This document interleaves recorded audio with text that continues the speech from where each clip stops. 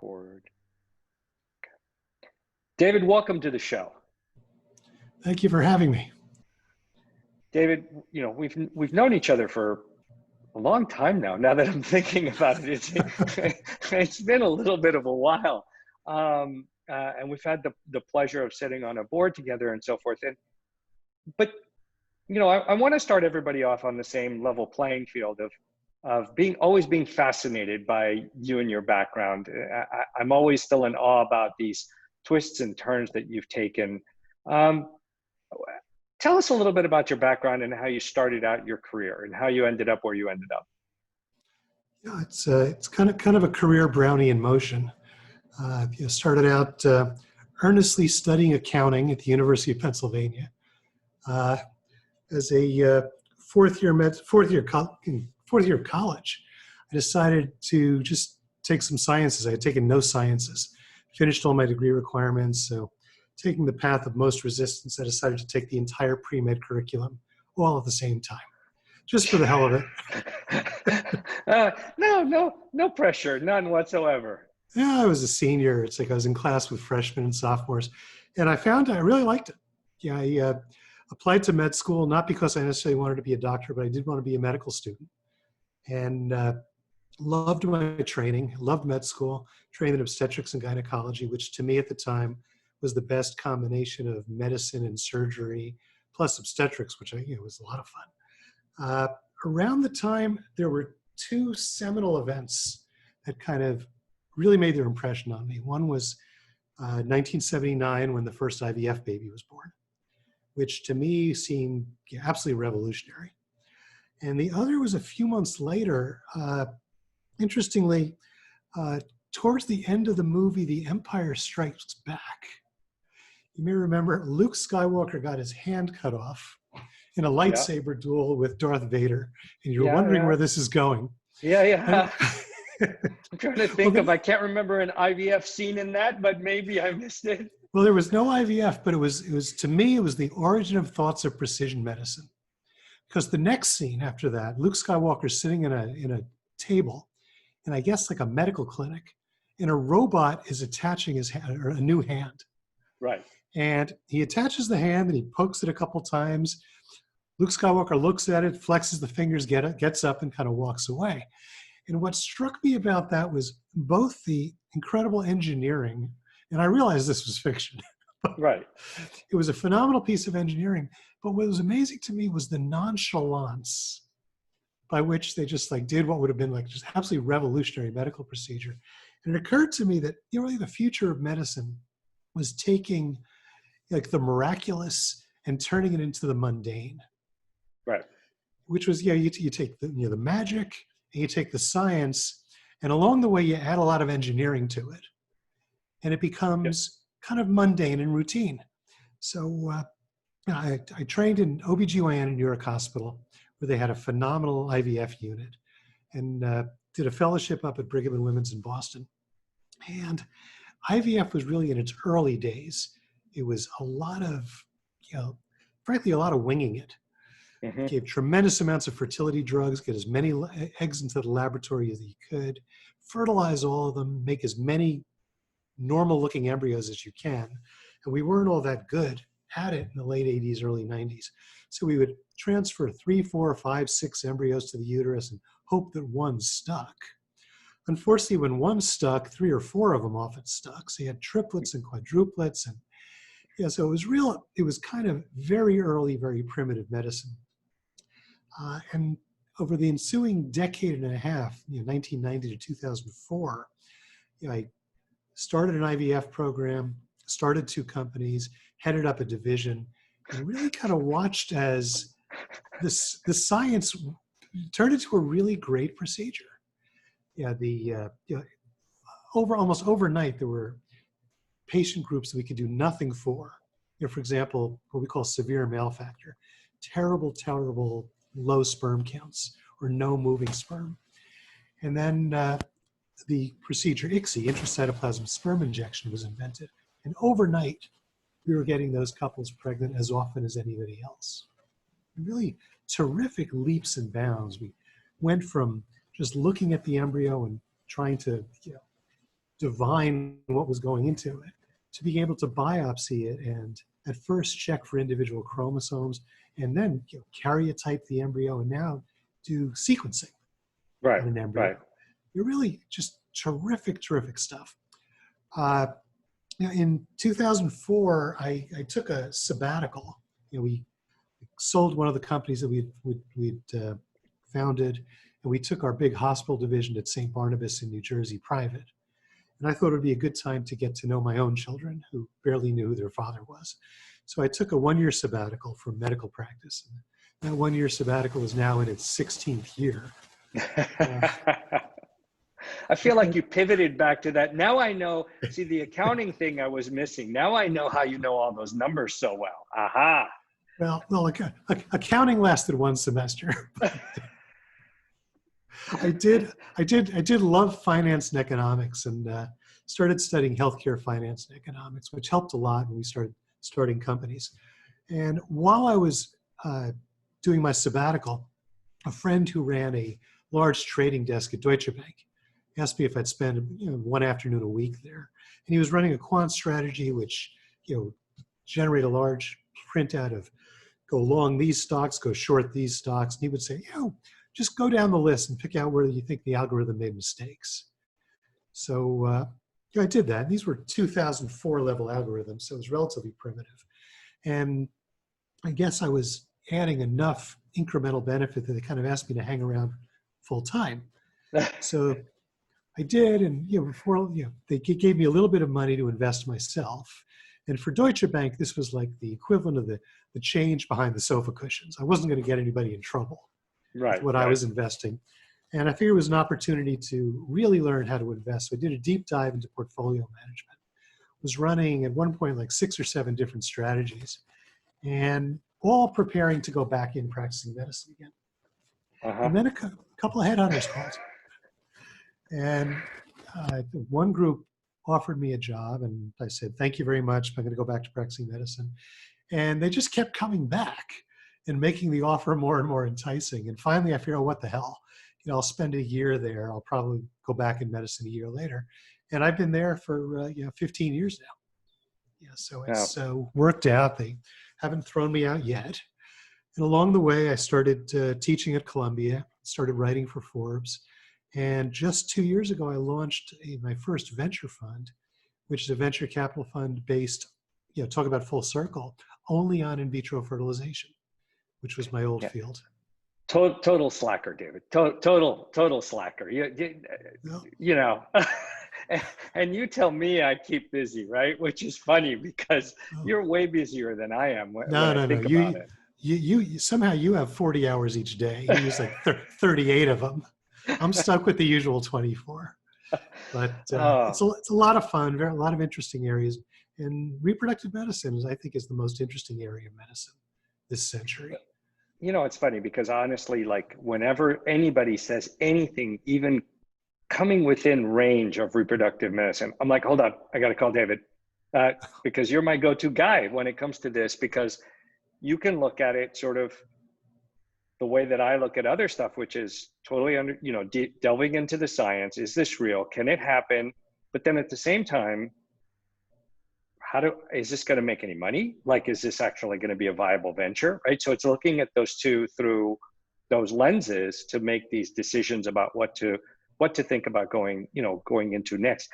But I mean, and you were kind enough to introduce me to a couple of other guests, Daniela and Dr. Copperman. I do that. Copperman. I always do. You don't know on the show how many times I had to re-record that. But where do you see the biggest changes? I mean, the things that I got from him were, I went into this, it was surgery, and now, it's completely data driven. What I got from her was the torrent of data coming from all the different inputs is going through the roof. So it gives you more clarity about how to manage that patient. Where do you see the biggest opportunities in the space from a science perspective? Yeah, no, it's a great question and a lot of thinking about it. And taking a step back and just looking at healthcare in general, we're in a I don't know 75-year journey now from the pure analog to the digital within Right. healthcare. Like even when I was in medical school, in the late 1980s, lung cancer was a tumor that was in the lung. Right. And infertility was a couple that couldn't get pregnant. Go to the year 2020. Lung cancer is now subdivided and stratified to where we are characterizing these tumors down to the single amino acid mutation. Yeah. Almost, and it's agnostic to anatomic site. So we've Correct. truly become reproducible, very highly and precisely characterized, which lends itself to very predictable clinical study design, which lends itself to predictable, handicapable business plans. And in oncology now, where lung cancer resides, tens of billions of dollars of risk capital going into them. Yeah. So it's truly an advanced part of precision medicine. Now, if you go back to the rest of medicine, there's kind of a continuum between the pure, analog, clinical judgment, magic, know it when I see it, pattern recognition side, and then the really data-driven digital side. And on the data-driven side, you have oncology, you have inflammation, you have certain parts of surgery where robotics has made a huge difference. And then you go back to the kind of more primitive side where parts of psychiatry are and neurology, like brilliant people doing great work, but nature has not made it easy for us to study these dynamic processes. Mm-hmm. And women's health is a lot closer to the analog side than the digital side. You look at the diagnoses that we have in women's health, things like preeclampsia, preterm labor, dysmenorrhea, premenstrual syndrome. These are kind of pattern recognition. They're very real, but we just don't know where they're coming from. So we describe them in these very vague terms, and it's very difficult to find treatments for them. Infertility, sadly, even though there are more things that we can look at, more specific functional states, function of sperm, egg maturation, function of the fallopian tubes, the uterine lining. When it comes down to it, infertility is still pretty unexplained. So we are, very much in there's a bit of a shotgun aspect to it, which is ironic because, as you correctly pointed out, there's tremendous numbers of interventions and measurable stuff going on when we take the egg and the sperm out of the body, have fertilization happen in the laboratory, and then have access to the dynamics of embryo development. So that's kind of area number one of interest in that area. Area number two, which even surprised me when I went back and from a business standpoint did a deep dive into reproductive medicine. Mm-hmm. It's probably the most undertreated, underpenetrated area of medicine, particularly in the United States. And I got to throw some data at it, some numbers, because it seems counterintuitive because a lot of us know someone who's been through IVF. There's tremendous amounts of press coverage. It's a very popular thing to talk about. But if you look at let's compare it to oncology. There's 15 million people with cancer in the United States. And there's about 7 million people with infertility. So about a 2-to-1 ratio. Mm-hmm. Now, people will say, well, one is cancer, which you could die from. But if you think about it, oncology, you suffer from between 1 and 12 years. It's very life-altering. You go through areas of intense treatment and then periods of time where you do very little. Patients are extremely compliant, extremely motivated. Look at the 7 million people with infertility. They typically suffer for between 1 and 12 years. It's incredibly life-altering. Having taken care of these patients for a decade and a half, life is not back to normal until they have a baby. It just completely puts everything else on hold. So you have tremendous motivation, tremendous compliance, and the size of the IVF economy in the United States is about arguably $4 to $5 billion. Yeah, So that's nothing. we have a 2-to-1 ratio of people affected and a 20-to-1 ratio of the amount of money that goes into it. But more importantly, if you've got cancer in the United States, at some point you get treated. Right. Nobody's going untreated with cancer. With infertility, we have 7 million people suffering from it. Our best procedure, IVF, results in about 70,000 babies a year, which is about 1% of the people that suffer from the problem are having the solution come up with an answer for them. That's, to me, that number, I had to stare at that number an awful lot before I realized just how undertreated and underpenetrated this fairly high profile, high publicity procedure is. So no, I get that goes to like, but I mean, there's so many factors that may play into that. I mean, there's insurance, there's all sorts of things. Because when I was talking to Danielle, she was saying like in Israel, like we pretty much go until you're pregnant, so more or less, right? yes. Whereas here, it's expensive. Yeah. And that's, when I studied IVF usage internationally, the data really bears that out. Israel, they do one cycle for about every 200 people in the country. It's paid for by the government till you've had 2 children, which is pretty remarkable. In the United States, we do one cycle approximately for one cycle for every 1,700 people, an 8.5-fold difference to Israel. Well, one is a national security issue. Well, it's regardless of what the input, regardless of the inputs, the output is you've got a 8 to 9-fold difference. In the U.S., approximately 1.8% of the babies in the U.S. are born from IVF. In Belgium and in Scandinavia, it's closer to 1 in 9. So it's it's closer to 9%. So we have about 2% versus 9%. We do twice the amount of IVF in Japan than we do in the United States per capita. 3 times the amount in Spain. And it really comes down, if you graph it against out-of-pocket costs, it's exactly as you said. We just choose to live on a part of the demand curve that's in the upper left side. Fewer cycles at a very high out-of-pocket cost. And when I first looked at the industry, again, back in 2011, thinking, I got to find a way to invest in this industry. That's the first thing that struck me, is that, okay, there's this great opportunity, but then you think, all right, well, what's the catalyst that's going to change that? We're in a steady state. Every IVF doctor, and I was one of them, they're all making a good living. They're all busy. There's 486 IVF clinics in the United States. There's 1,300 specialists, and they're all doing a good job. The quality of care is very high, but there's no innate motivation to go out and create a parallel industry at a lower price point. Because right now the IVF industry it's like a hotel industry with nothing but the Ritz-Carlton and the Four Seasons. If you can afford $1,000 a night, you get an amazing night's sleep.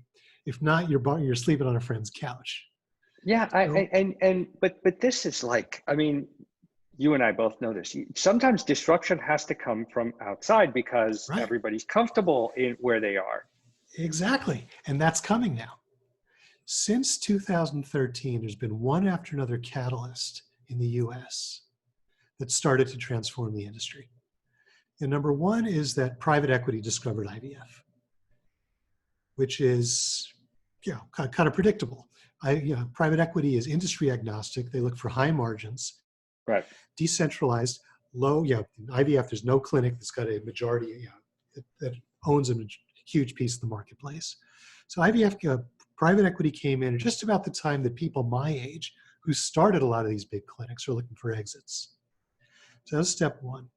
Step two, the US government started covering it for veterans and started covering IVF and egg freezing for people with battle-related injuries. That was very large.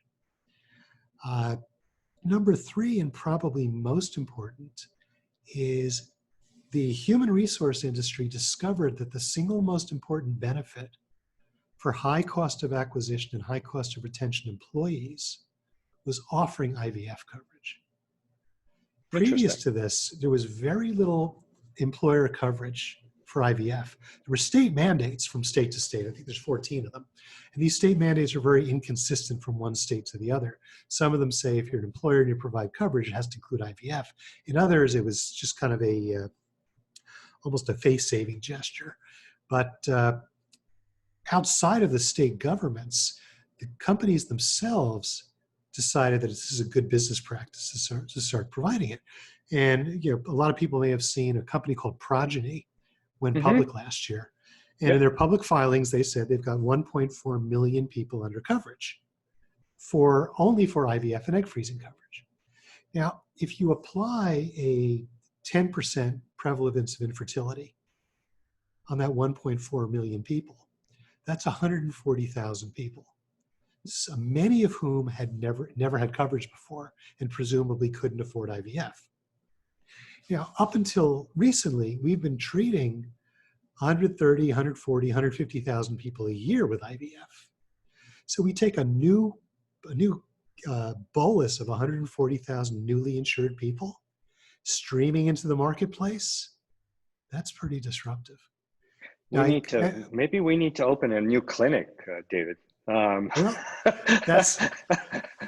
we need to open a new clinic, but it's a perfect lead into the point that kind of my thesis is not only do we need to open new clinics, we need to automate and engineer IVF. Right. We need to do to IVF what we've done to some of these other automated, process optimized, and engineered areas of medicine so that we can scale it. Because IVF is every IVF lab is kind of like an artisanal kitchen. Right. You go in there, they've got their own way of doing things, their own nomenclature, their own vocabularies. Some of them have standard operating procedures. Some of it just like it's passed down like legendary lore from one embryologist to the next. And in aggregate, it works pretty well, but that's not a good way to scale an industry. Right. So this brings us to artificial intelligence, machine learning, and really, we've had 40 years of great science and mediocre engineering. And it's time to bring the engineering up to the level of the science.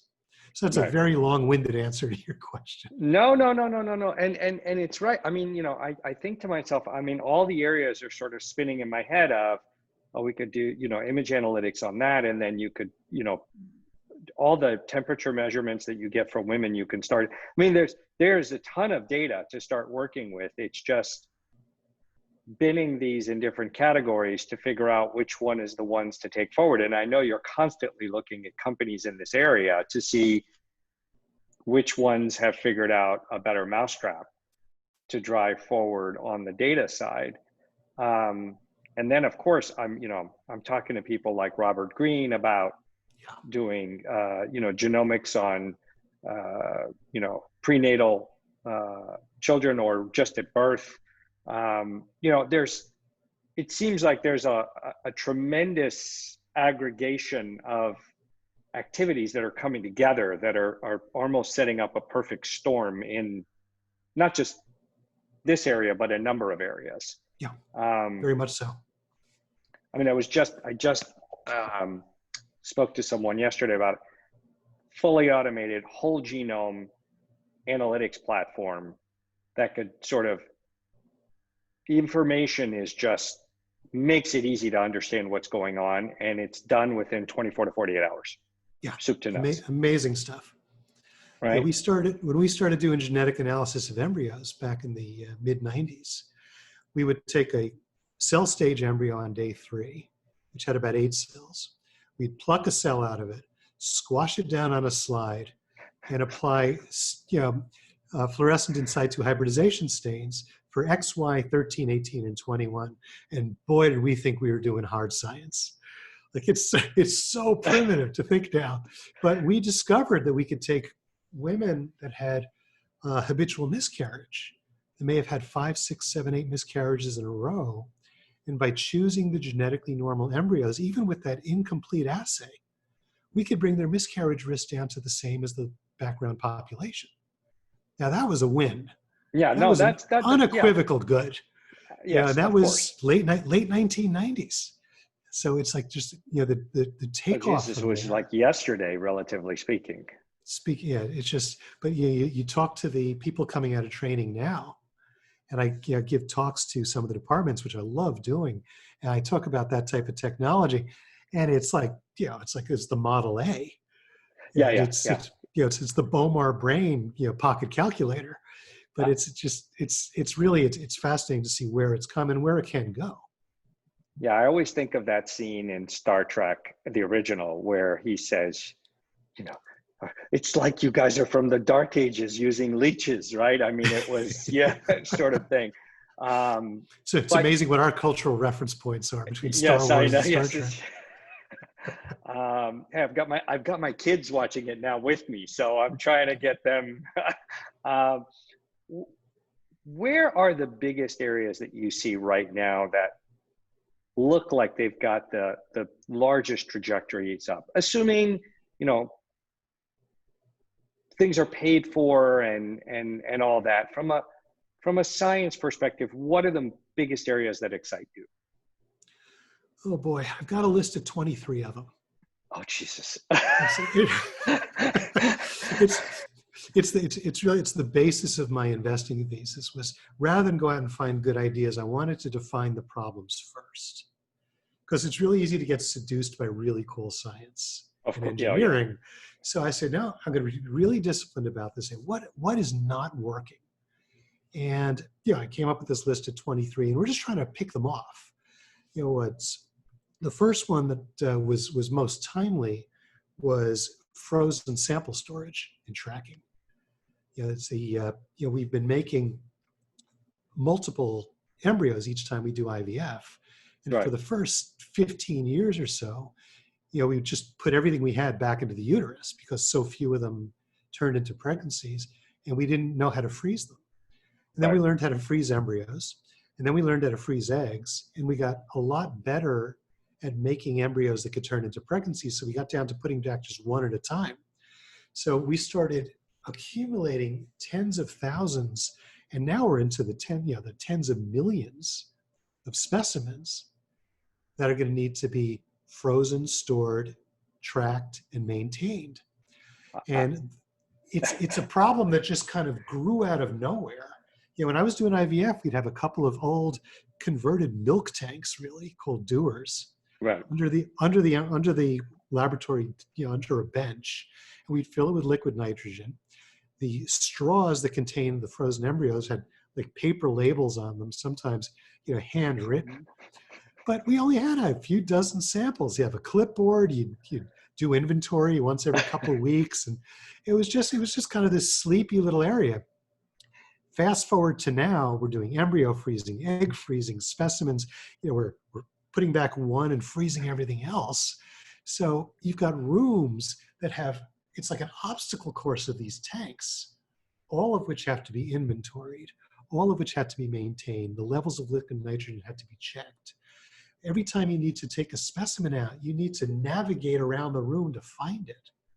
And it's just something, it was one of these systems that was put together with paperclip and duct tapes, with duct tape and paper clips. And as we stressed it, of course, it started to break. And last year, there were 2 very high profile lab failures where they lost, numerous specimens. And some of these specimens aren't for convenience. These are, in some cases, people that are undergoing cancer treatment to become sterile afterwards. Yeah. And testicular biopsies to get sperm. So you lose those. That should be a never occurrence. So one of the first investment for the venture firm was to a company that using robotics, using RFID tagging, and it really brought this system into the 21st century. Interesting. It's the true marriage of 21st century engineering, high level digital technology with a real need. And the adoption of this technology is really going to be as fast as they can roll it out. So it's I was just example thinking, of, like, when you thaw, you'd actually only like to thaw a certain amount of it as opposed to all of it. well, it depends on what you're thawing. Yeah, it's like if it's sperm, if it's embryos, if it's eggs. One of the areas that we're trying to develop within the field are couples at high risk for serious genetic disease. Right. Last month, PBS ran the TV version of Sid Mukherjee's book, The Gene. The gene, yes. brilliantly done. And you may remember there was an episode of this lovely family that had a child that died very early of spinal muscular atrophy, or SMA. Mm-hmm. And then they got pregnant again, and it's a really heart-wrenching thing. Now, with IVF technology, we can, with 100% certainty, identify the embryos that that are safe and will not develop SMA in a family like that. So what we tend to do is, we recommend as an option, and obviously this will be correct for some couples, and some would choose not to do this, but they can retrieve and freeze a cohort of eggs or embryos, and that the entire family can later come from. Each time you want to get pregnant, you thaw one, you test it. If it's normal, you put it back. If it's not, you don't. Now, if you were to lose that cohort of embryos, if you're lucky, you do it again. If you're unlucky and the woman is no longer fertile, then so really the technology to be able to just thaw one at a time is really it just preserves the integrity of all the choices that this family has to have a normal family. Now that you've jogged my memory, there's a technology out of Maryland that I have to email you about and let you know, but because it limits how much you thaw. Yeah. And monitors the temperature of the sample to make sure that nothing changes. Specifically created for immuno-oncology, but I can see the application here. Sure. It's just one example of the 23, and the 23 actually has grown from 18, and it's probably will be 30 by next year. All these little areas that since IVF has been such a kind of it's kind of cooked up in the laboratory and never standardized. There's such a great opportunity to isolate individual interventions and process optimize them and gradually get better and better. Right now, the best embryos created in the best laboratories have about a 65% chance of turning into a baby. Now, is that 65%, is that asymptotic because that's where the engineering should be? Or should it be 85 if we just find the couple things that we don't know that we're doing wrong? Right. Is a 95% embryo implantation rate, is that like running a 1-minute mile? Or is that just a matter of, opening up a Bell Labs of infertility and one after another just checking off each function within the entire IVF process and optimizing it? And that's the fun. That's what we're trying to do here. That I could almost see you as director of that institute. It's not a crazy idea. I mean, it's an area that needs to be optimized. And as you said, if you're not looking at every single step along the way to see how to tweak it, how to improve it, it's just not. I mean, if you're expecting it to happen by itself, I mean, you've got to do something with purpose and drive something to change. Yeah. Well, that's what the neat thing is. A lot of people, Danielle and Alan, certainly two of them, are just kind of attacking all these areas from different angles. But what we're all kind of hamstrung with in women's health is that there's not that many things we know how to measure. In oncology, when you take pieces of the tumor and you put them into the laboratory in front of you, you've got very complex pathways that we've been able to define and individual enzymes, and you can really run very elegant, nuanced tests to see where, really localize where the growth parameters break down, where the regulation has screwed up in the growth of a tumor versus the growth of normal tissue. In reproductive medicine, we've really been kind of flogging the same few hormones for 50 years. There's the hypothalamus, the pituitary to the ovary, with a couple detours into the adrenal. And then you see what the lining does and what the eggs do. But the number of things we can measure is very limited. Similarly, once we get into the laboratory, we got the eggs and the sperm in the lab. There's fertilization, no fertilization. There's, do you reach the cell stage? Do you reach the blastocyst stage? And what are the genetic aspects of the embryo that you've created? It's a relatively limited data set that we can draw from. So we need to come up with some really add, the engineering is key, but we need to kind of stretch out the science a little bit. Let's find some new things to measure. Let's find some pathways within the pathways that can Well, tell us where we're kind of driving into cul-de-sacs. yeah, and I mean, look, far be it from me from being, any, deep understanding of the reproductive science, which is what I come to you for. But do you think that's because it just hasn't been looked into? I mean, we have been digging into oncology, on different levels, multiple ways. There's, I can't, you couldn't keep up with the papers if you wanted to. The number of genes coming out daily is Sure. off the chart, right? I remember when I used to be able to at least keep them all in my head, right? That was long gone quite some time ago. Why do you think that we're at this stage in reproductive health? Well, Why aren't part we of it farther is, along? it's a great question, one that we ponder a lot. And one is, kind of like studying the central nervous system. There's only so many things you can measure safely without interfering with the process you're trying to figure out. So you can, we finally, it shocked us that we found that we could biopsy an embryo and figure out what the genetics are.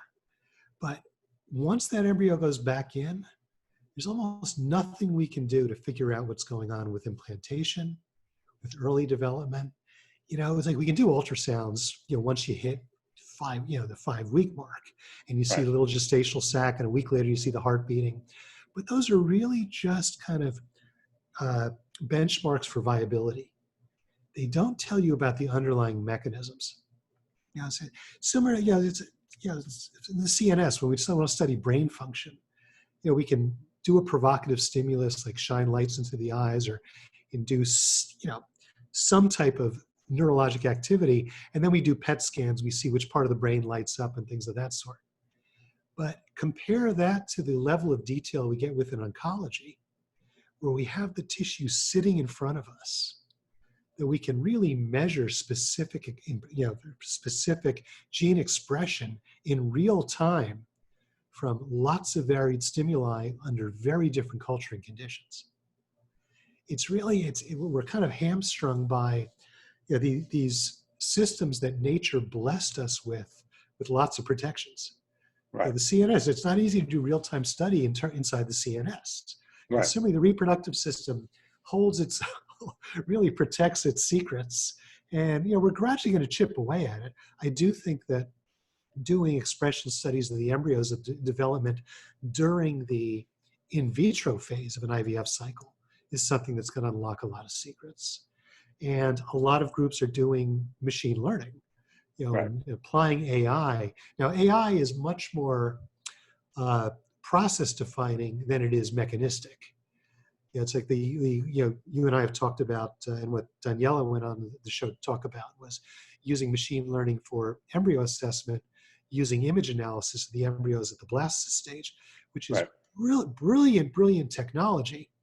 But my problem with that particular project is that it doesn't do too much in terms of defining mechanism for us. And it also relies on embryos that, to train the machine, to train the algorithm, you've got to use outcomes that are based on the old method of choosing embryos. So it's something I wrote about in my Forbes paper, which most people, because I didn't write it very clearly, kind of said, huh? But it's we're relying on old methods to generate new methods, but we will get there. No, we're going to get there for go. sure. I'm thinking of I'm already trying to think of there are other methods that I've seen in tech where, you train it, but then it starts to learn on its own of other. And so I think that's going to hopefully make its way into our world. So out of the other, 22 that are left, which is the one that excites you the most? Well, the area closest to my heart is using IVF to prevent genetic disease. That's the area within IVF. We started a company called Reprogenetics back in 2000. It was bought just a few years ago. And my feeling was ultimately this is going to be like a new area of medicine, genetic interventional medicine. To date, we haven't hit it. It just really hasn't reached critical mass. And one of the bottlenecks, which I think is the biggest bottleneck, is that on the information area, there's one genetic counselor for every 80,000 people in the United States, which is, we just don't have that availability to take the raw data. That is, you name the populations. Could be populations of families that have already had a tragic outcome. They're trying to define the risk and then define what their good options are and put that knowledge into play, preventing these diseases. Right. Whether it's kind of reflexively, setting up a patient supply chain. A lot of these patients don't even know this capability exists. So how do we use, in almost a patient flow means, taking the diagnostic data that we get from either the pregnancy or from the parents, testing their karyotypes, how does that reflex into a system that has an educational loop, has a referral loop, and proliferates out into the more extended family, Right. and results in these patients showing up? We've been treating patients with cystic fibrosis with IVF for 20 years, very, very regularly. The only reason they show up in the clinic is that cystic fibrosis travels with male factor infertility. And congenital absence of the vas deferens is one of the hallmarks of cystic fibrosis, certain types of cystic fibrosis. So how do we do that for sickle cell anemia and spinal muscular atrophy and hemophilia? All these other diseases that produce profound suffering, get these patients into treatment. There are other aspects that can bring that into play. It's like, one is, I'd love to disassemble the IVF cycle so that we can take half of it and put it in the 40,000 OBGYN's offices, rather than doing it in an IVF center. There's only 1,300 IVF doctors. So here we take machine learning, we feed 50,000 IVF stimulations, the fertility drugs that we give to get multiple mature eggs at once. We feed it into into a smart computer, for want of a better term. And the computer comes up with an algorithm so that what happens in the IVF programs, either the doctor of the day or the whole team sits around a table, and people that have been through IVF, they go in for blood tests and ultrasound almost every day. And the results of those tests get analyzed each day, and they come up with new orders for how much medication to take that night. So essentially what we're doing is we're doing a human version of learning, because we really make the same decisions over and over and over again. We just take a lot of time to do it.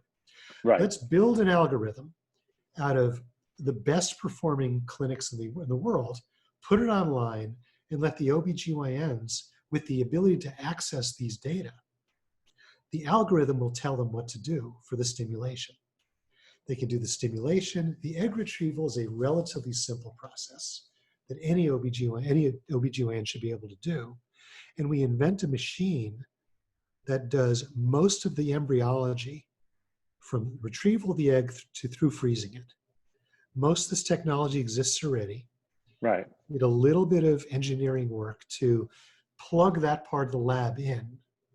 That way the patient with infertility in eastern Kansas that doesn't have access to a good IVF program can have that part of their procedure done with the doctor they know and trust, probably at a much lower price point, done at the same level of optimization as the best clinics in the country.